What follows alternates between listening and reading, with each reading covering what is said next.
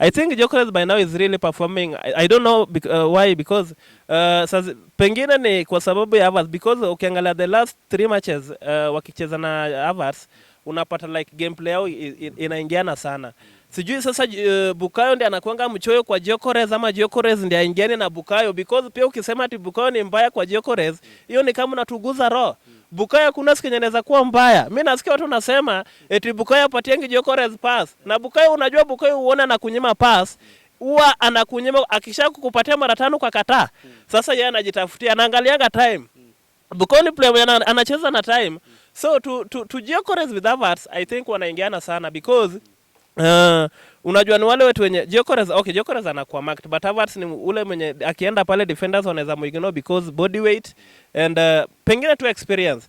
So I think anatumia experience ku supply balls kwa Gyökeres, and for the last 3 matches Gyökeres with Havertz I think wanaingiana sana. So today match ya leo naweza patia Gyökeres, amecheza vizuri and we are going for it, and sijui mbona tusipewe, kwa sababu saizi Arsenal, unajua kama Chelsea na Manchester ndio, unajua Manchester wameshinda Chelsea na point 1 from December. Ukitaka kujua ligi ni ngumu, Manchester walishinda Chelsea point 1 from December, na kupita hiyo point 1 imekuwa ngumu kwa Chelsea. Sasa wewe niambie Arsenal saizi tumeshinda mtu na 9.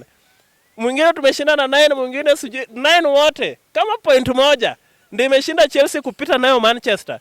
Sembusi Arsenal saizi wameshinda mtu na 9 points. Hiyo ni ligi ya saa hii, na unaniambia ati sijui ndovu itashuke iende wapi na 9 points. Nakwambia my friend, kitu tupewe kwanza, ukapi lele tu hapo Emirates. Tukikuja kucheza tunaipapasa tukienda kwa uwanja. Yeah. And another thing, hii Carrick ball, unajua Manchester I think this is the first time win 4 consecutive matches. Na sisi tunaomba, sisi kama fans wa Arsenal tulikuwa na happiness mara 2.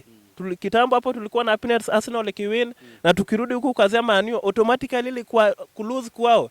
Hii Carrick ball inatumiza roho, na tunaomba, amesha prove that anaweza coach hii team. Tunaomba staff ya Manchester, tafadhali muandike Carrick. Unajua hata Amorim alianza hivyo, watu wakitafuta kazi ni wazuri.